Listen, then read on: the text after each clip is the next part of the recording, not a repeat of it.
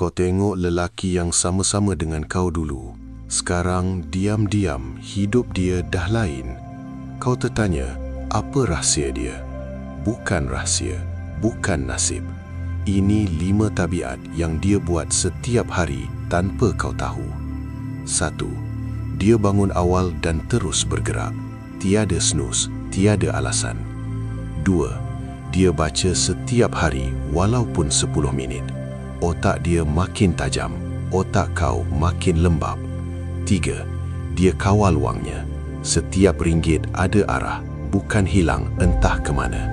4. Dia pilih sunyi. Dia kurangkan bising, kurangkan orang yang tak bawa nilai. 5. Dia buat kerja yang susah dulu, bukan yang senang, bukan yang selesa. 5 tabiat ini nampak kecil, tapi dalam setahun, dia jadi orang yang kau tak kenal lagi. Dan kau masih di situ. Soalannya sekarang, kau nak terus tengok atau kau nak mula bergerak?